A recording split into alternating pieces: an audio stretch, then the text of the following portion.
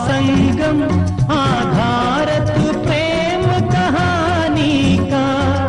राग रंग रस का संगम, आधारत प्रेम कहानी का। मेरे प्यासे मन में यूं तरी जूं रेत में झरना पानी का, जूं रेत में झरना पानी का। अपना रूप दिखाने को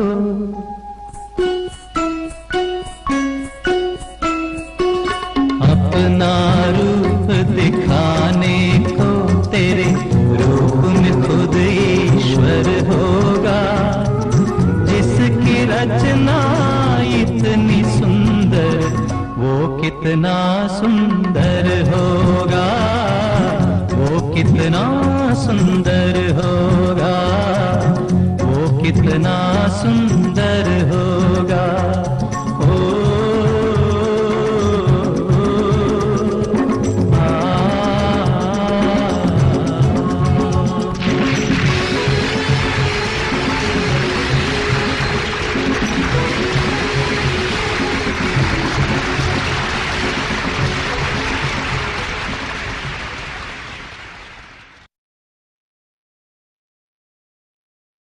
एक चीज कभी कभी इमेज बिगाड़ सकती है।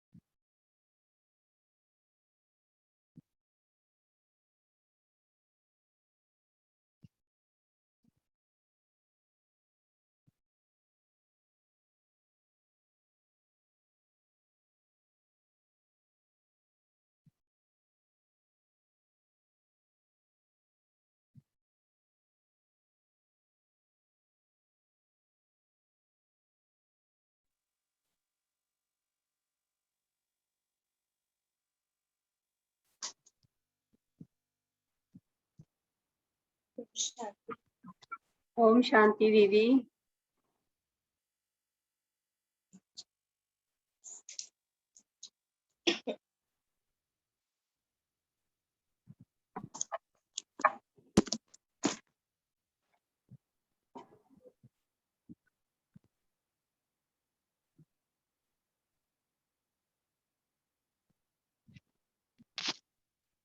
ओम शांति। तो आज हमारा टॉपिक ही है, जैसे हम सबने पढ़ा भी सुना भी, कि माया की जो भी विघ्न आते हैं, माया से जो भी परिस्थितियां आती हैं, माया भिन्न भिन्न रूप लेकर के हमारे सामने आती है, लेकिन फिर भी बाबा कहते हैं अगर हम अपनी तरफ से अटेंशन रखते हैं, ध्यान रखते हैं, तो माया किसी भी प्रकार से हमें हानि नहीं पहुंचा सकती। जैसे सबसे पहली बात है, बाबा हमें हमारा स्वमान स्मृति में दिलाते हैं कि क्या हमें याद है कि हम बच्चे नॉलेज की अथॉरिटी है। तो अगर हम नॉलेज की अथॉरिटी हैं, तो नॉलेज की अथॉरिटी बच्चों का स्वरूप होगा पावरफुल स्वरूप, शक्तिशाली स्वरूप। फिर बाबा कहते हैं अगर सर्व प्राप्तियां जो है हमें प्राप्त, उन शक्तियों की अथॉरिटी अपने को समझते हैं, तो हमारा स्वरूप होता है माया जीत और प्रकृति जीत का। तो जब हम इन बातों का अटेंशन रखते हैं, अपने स्वमान को स्मृति में रखते हैं, तो माया की कोई भी व्याधि, माया की कोई भी बीमारी, माया का कोई भी ऐसा रूप जो हमें किसी भी तरह से हमारी बुद्धि को इधर उधर लेकर के जाए या बाबा से हटाए, बाबा कहते हैं फिर ऐसा नहीं हो सकता। तो बच्चे, कई बारी हम मिलकर के कुछ ना कुछ ऐसा एफर्ट करते हैं, माया को हम हराना चाहते हैं, माया को हम अपने से दूर रखना चाहते हैं, जिसे बच्चे कहते भी हैं कि बाबा हम मुक्ति नहीं पा पाते माया से, वरना माया आती है, फिर चली जाती है, फिर कभी युद्ध होता है, कोई ऐसी परिस्थिति घटना घटती है, तो पूरी तरह से माया सदा के लिए ही चली जाए, तो ऐसी मुक्ति हमें क्यों नहीं मिलती। तो बाबा कहते उसका कारण क्या है, कि एक छोटी सी गलती, एक छोटी सी भूल है, जो हमें भूल भुलैया के चक्कर में ले आती है। माया जिस भी प्रकार से अपना स्वरूप सामने लाती है, अपना कोई भी ऐसा अकर्तव्य बच्चों से कराती है, तो बाबा कहते वो एक भूल, वो एक छोटा सा अकर्तव्य, कोई भी ऐसा विकर्म जो हमें बाबा की याद से भी दूर करता है और माया के चंगुल में फंसा देता है।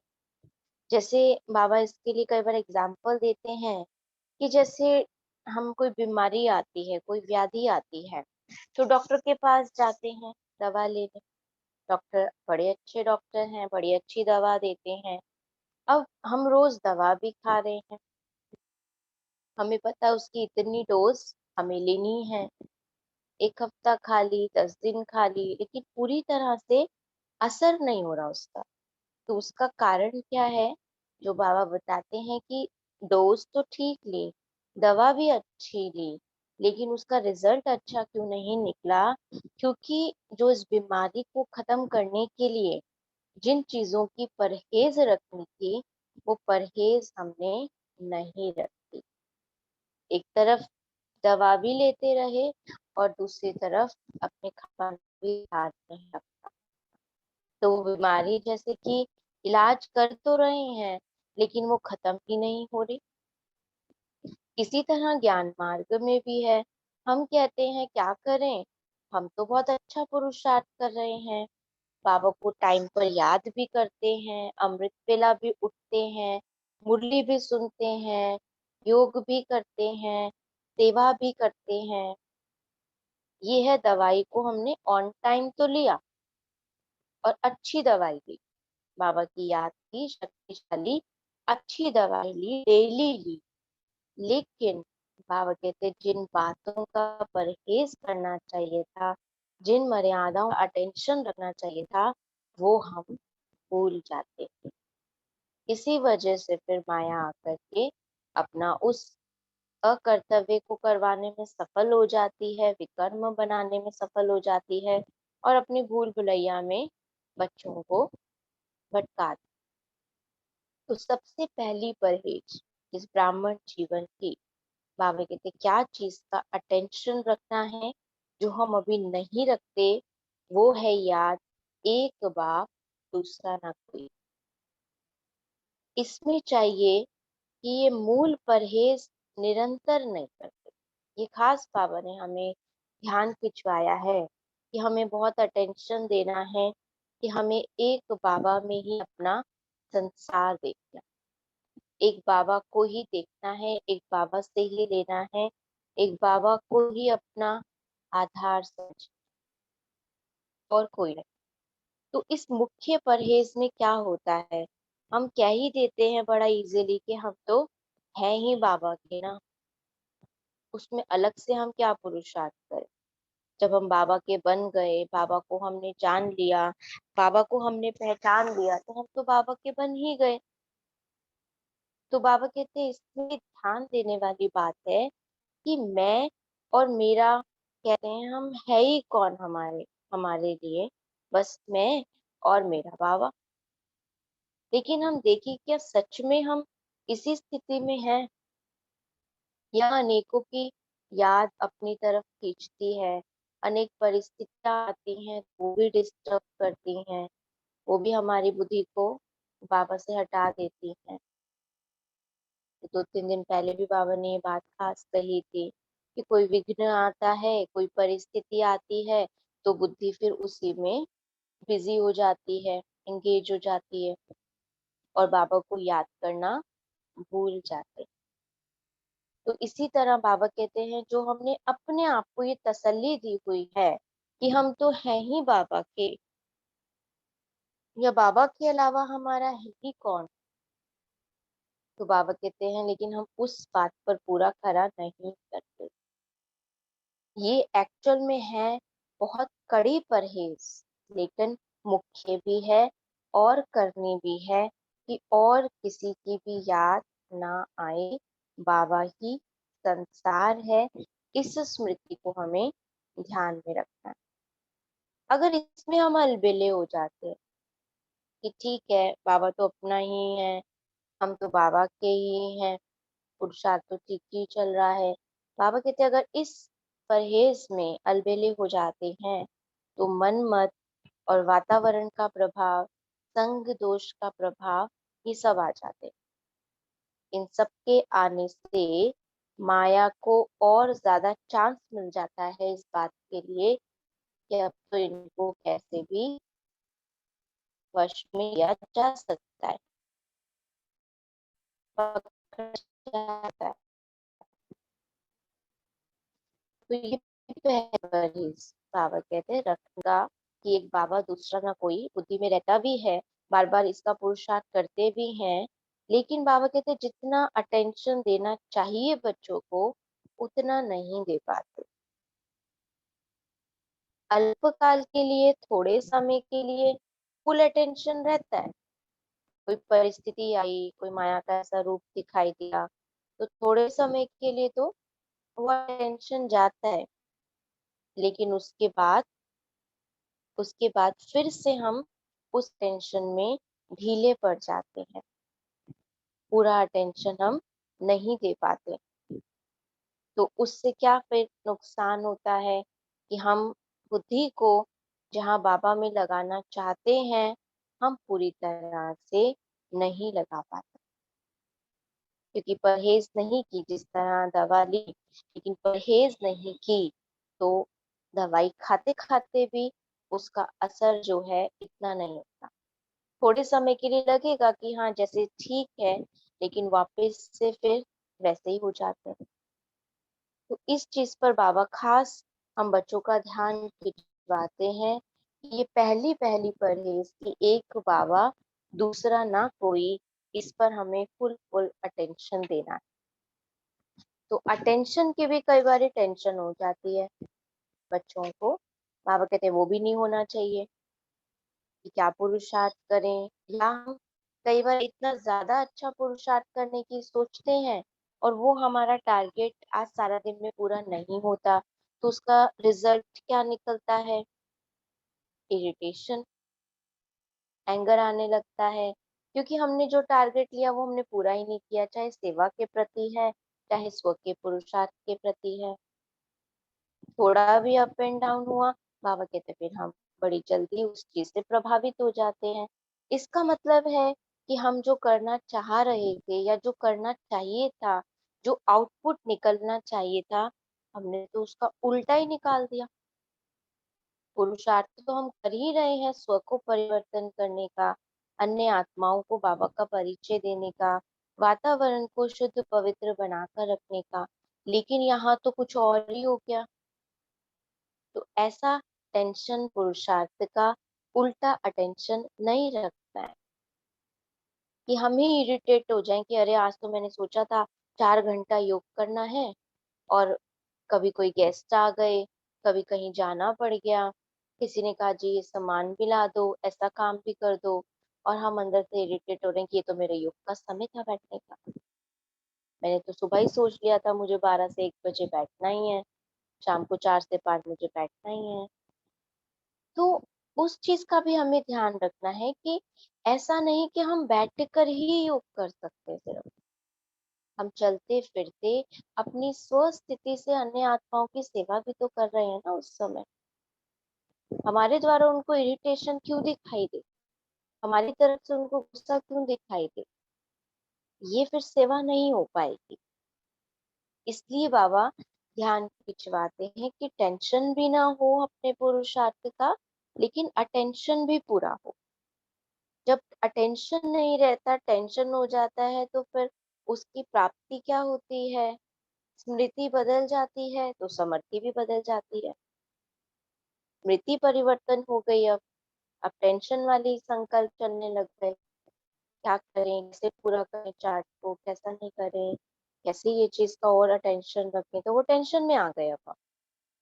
इसलिए बाबा कहते हैं फिर जितना समर्थ हमारा पुरुषार्थ होना चाहिए वो नहीं रह पाता।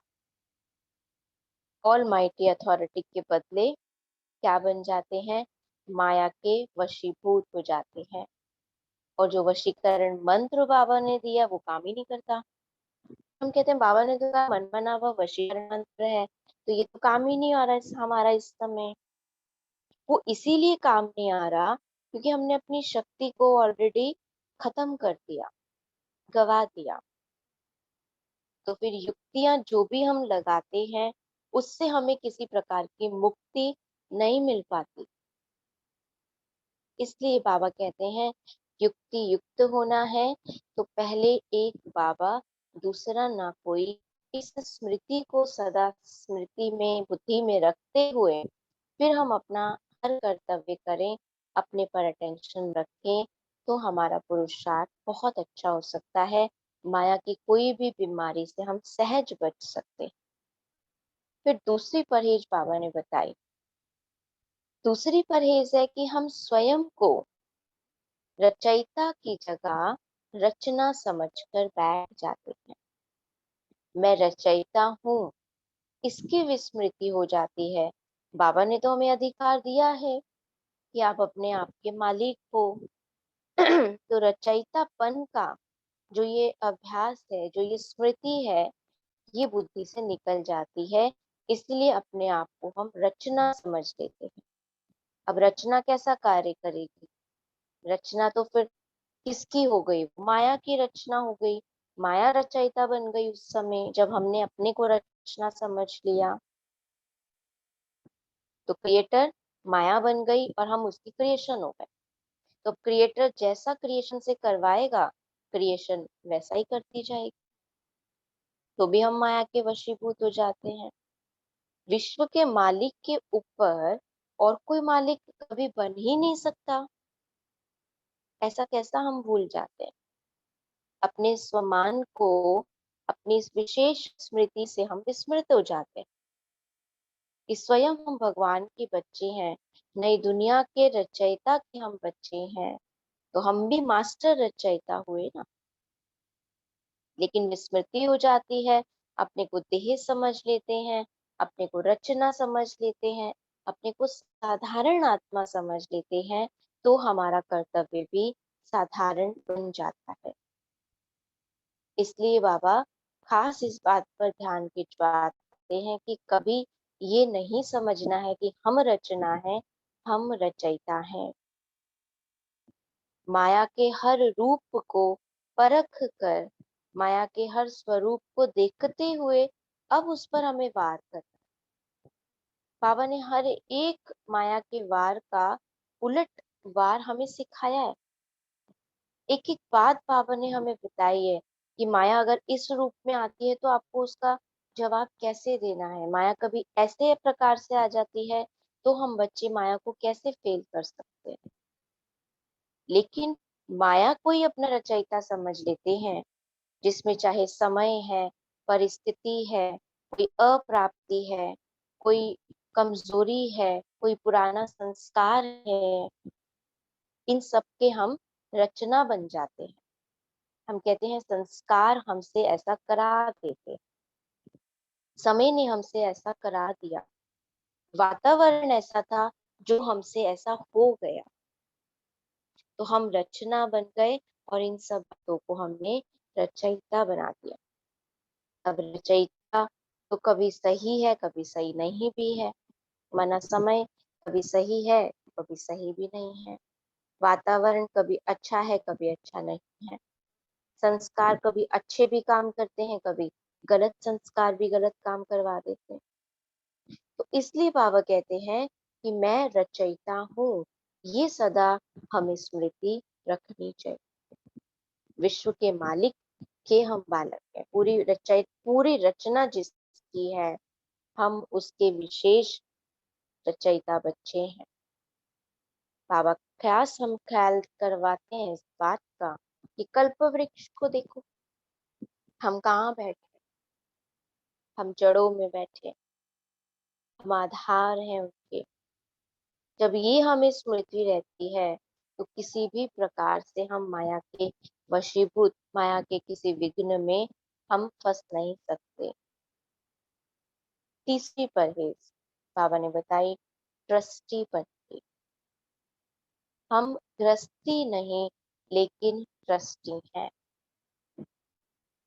तन मन धन जो भी है, बाबा कहते हैं हम इस सब के ट्रस्टी हैं।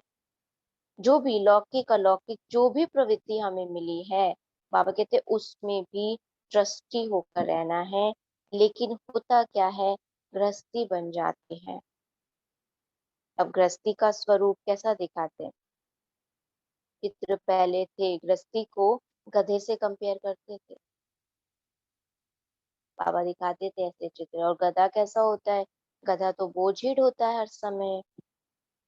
तो बाबा कहते बच्चे भी अनेक प्रकार के बोझ ना अपने सर पर ले लेते हैं, ये स्वमान के साथ कि हम गृहस्थी हैं।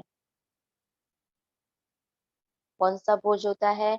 ये मेरी जिम्मेवारी है, इसको मुझे ही पूरा करना है। इसको बाबा कहते हैं रॉयल रूप का बोझ है ना। जिम्मेवारी है, बाबा मना नहीं करते जिम्मेवारी नहीं निभाओ, लेकिन ऐसा बोझ ना ले लें कि हम बाबा को ही भूल जाएं। बाबा कहते आप ट्रस्टी हो ना, तो इस चीज को सदा स्मृति में रखना है, ध्यान में रखना है कि बाबा करण करावनहार है। चाहे परिवार है, चाहे नौकरी धंधा है, बिजनेस है, कुछ भी देखना है, यहाँ तक कि ये शरीर भी, इसके भी हम ट्रस्टी हैं। और ट्रस्टी की जिम्मेवारी क्या होती है? हर चीज को, हर अच्छी तरह से, हर कार्य को अच्छी तरह से निभाना, ये है ट्रस्टी का कर्तव्य। और गृहस्थी हर समय बोझिल रहेगा, दुखी रहेगा, अशांत रहेगा, अपने जिम्मेवारियों में ही फंसा रहेगा। अभी मुझे ये भी करना है, अभी मुझे ये भी करना है, बच्चों को देखना है, परिवार को देखना है, नौकरी धंधे को देखना है। इसीलिए फिर हम कहते हैं हम स्व के लिए तो टाइम निकाल ही नहीं पाते ना। हम अपने लिए पुरुषार्थ कैसे करें, या सेवा में हम आगे कैसे बढ़े?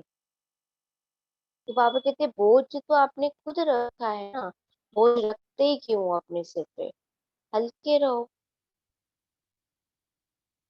बच्चा जैसे बोझ दे देता है माँ के हाथ में, स्कूल से आया, रास्ते में ही माँ को अपना इतना बड़ा बैग पकड़ा देता है। अब खुद वो आगे आगे दौड़ता है और माँ बैग उठाकर पीछे पीछे आ रही, या फादर होते फादर को देख, उनको पता है कि अब हमारी जिम्मेवारी संभालने वाले ये हैं, जब तक वो संभाल सकते थे तब तक उन्होंने संभाल लिया, लेकिन अब उन्हें लगा कि अब कोई है तो उसके ऊपर डाल दो। तो बाबा ने भी कहा कि आप अपने को अकेला क्यों समझते हो, अपने को गृहस्थी क्यों समझते हो, हम नहीं कर सकते, हम कैसे करेंगे, हमें ही करना पड़ता है, हमें ही झुकना पड़ता है। बाबा कहते हैं झुकना भी पड़ेगा, मरना भी पड़ेगा, सहना भी पड़ेगा, सब कुछ ही करना पड़ेगा, लेकिन किसकी खातिर हम कर रहे हैं ये हमें याद रहना चाहिए। हम किसी मनुष्य के लिए नहीं करते कि उनको राजी करना चाहते हैं इसीलिए हम सहन कर रहे हैं, उनको अच्छा लगे इसलिए हम ये कर्तव्य कर रहे हैं। नहीं, बाबा ने हमें ये शिक्षा दी है, बाबा की ये श्रीमत है कि बच्चे अपने आप को ऐसा बनाओ, अपने स्वरूप को ऐसा स्मृति में रखो कि सदा हल्के रहो। ब्राह्मण जीवन में सबसे सहज और सबसे अच्छा जो गुण है वो हल्केपन, लाइटनेस। जितना परिस्थितियों में, जितना बातों में, व्यवहार में, संबंध संपर्क में हम लाइट रहेंगे, उतना अपने लाइट स्वरूप की स्मृति हमें रहेगी। क्योंकि हल्के होंगे तो हमारी बुद्धि ऊपर जाएगी ना बाबा के पास, और भारी होंगे तो बार बार नीचे ही गिरते रहेंगे। भारी चीज तो डूब जाती है, हल्की चीज तैर जाती है। तो बाबा भी इसलिए हमें कहते हैं कि भारीपन को सदा के लिए समाप्त कर दो, खत्म कर दो, और हल्के होकर रहो। हल्की बुद्धि माना फिर कोई भी बोझ नहीं, और जो भी बोझ हो भी तो वो भी बाबा को अर्पण कर दे, खत्म कर दे। और ऐसा भी नहीं कि सुबह से कोई बोझ सिर पर रखा है और हम कहेंगे रात को बाबा को पोता में देना है ना तभी देंगे। कई बार बोझ उठाने की आदत भी तो हो जाती है ना, कोई किसी को बहुत आदत है, वो इतना बड़ा बोझ बैग टंगा के खड़ा है, जगह है नीचे रख सकते हैं, वो कहेंगे नहीं हम अपने हाथ में ही रखेंगे, पकड़ के ही रखेंगे। प्यार हो जाता है बोझ से भी अपने। तो हमें भी कई बार इस चीज से प्यार हो जाता है, सारा दिन बुद्धि को भारी रखते रहेंगे, फिर कर्म भी कैसे हो जाए भारीपन वाले, हल्के तो नहीं रहेंगे। इसलिए सुबह कोई बोझ मिला, किसी समय कोई बोझ आया, उसी समय बाबा को आगे ट्रांसफर कर दे। और नहीं भी आया तो भी कोई बात नहीं, जरूरी थोड़ी है बोझ लेना ही है हमें।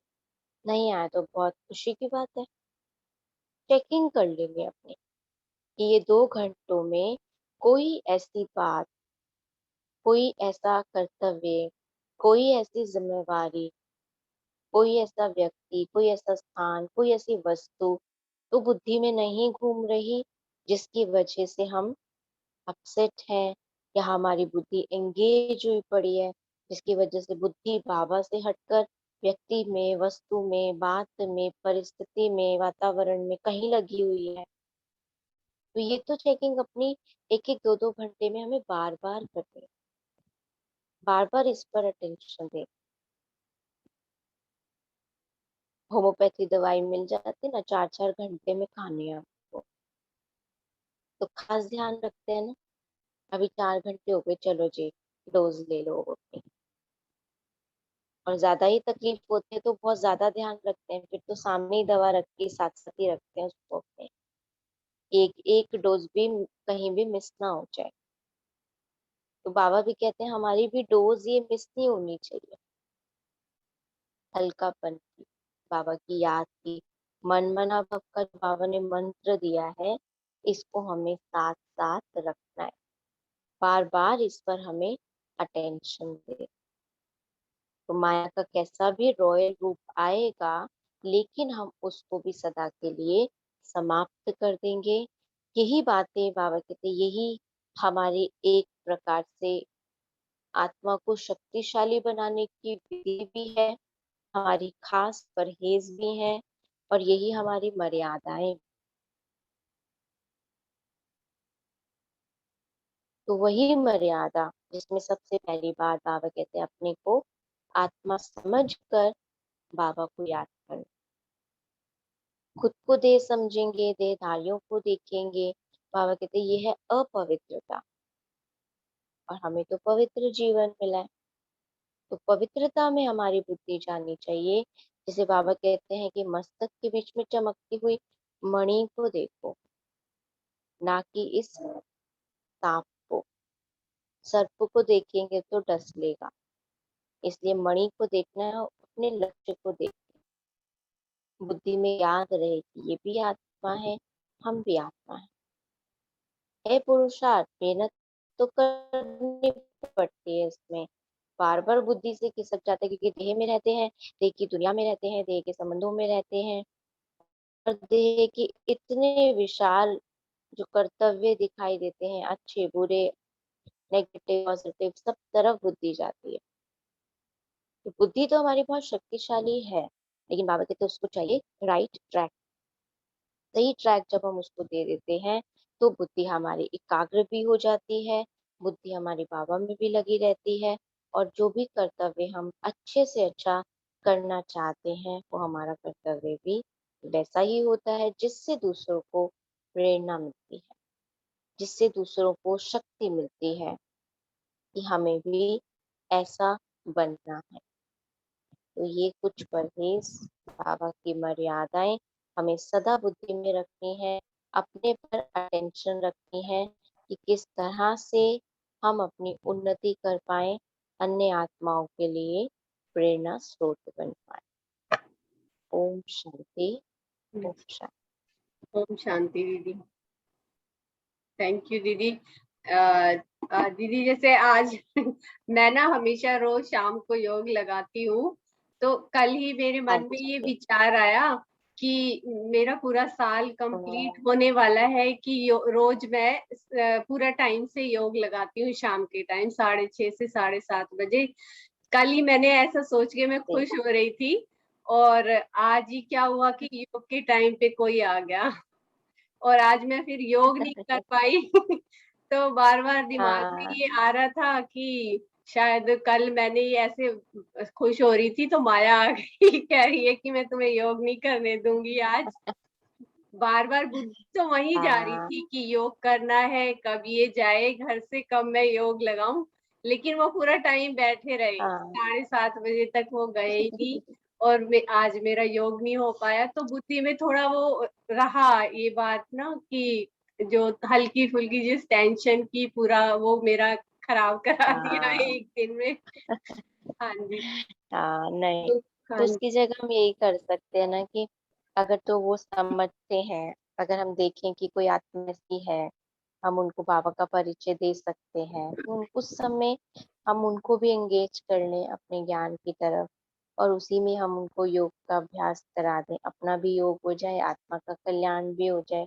और नहीं समझने वाले हैं तो भी बुद्धि से बैठे हैं, अगर ज्यादा बातचीत हमें नहीं करनी, तो बुद्धि से हम बीच बीच में बाबा के पास जाने का अभ्यास करें, और जो बात वो कहे उनकी उसी बात को लेकर ज्ञान के आधार पर ऐसे उसको एकदम सामने से तैयार करके दे दें कि मजबूर हो जाए वो लेने के लिए उस बात को, जो हम बाबा की बात उनको बताएं। हाँ जी। तो ऐसा जैसा बाबा कहते हैं ना, धंधे वाला तो अपने धंधे की बात करता है, हम कुछ और बात करेंगे, वो अपने बिजनेस को पकड़ के फिर से वही बात ले आएगा कि जी हाँ, काम तो ये जो आप कह रहे हो ना, ये तो यही हो सकता है, हम करवा सकते हैं आपका ये फलाना फलाना, जो हाँ भी ऐसे बातें उस समय चलती हैं। तो ऐसे हमें भी युक्त युक्त होकर के और योग युक्त होकर के ऐसे उन आत्माओं की हम सेवा करें, तो अपना भी मन नहीं खाएगा कि कमी रह गई आज या कुछ भी, और अंदर से खुशी होगी कि सेवा के समय पे भी हमने, याद के टाइम पे भी खास हमने आत्मा को बाबा का परिचय दिया, या उनको कोई ऐसी विशेष बात बता दी जो उनको चाहिए थी। तो ये तो सबसे बड़ा योग है ना, बाबा कहते हैं सबसे बड़ी सेवा है कि उस आत्मा को हम वो दिला पाए जो असल में उसको चाहिए। ये पुरुषार्थ हम कर सकते हैं। हाँ जी दीदी। थैंक यू दीदी। 2 मिनट बस बाबा को याद करते हैं, 3 मिनट ही बचे हैं हमारे पास। हाँ जी, ठीक है।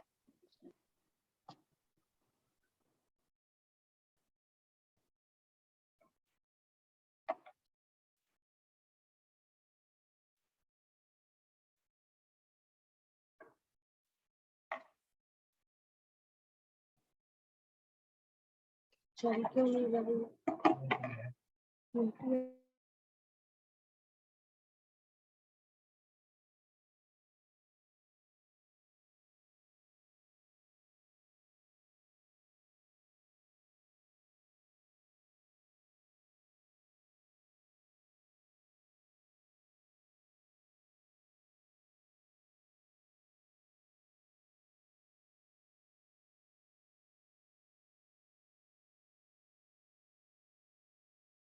ओम शांति सबको।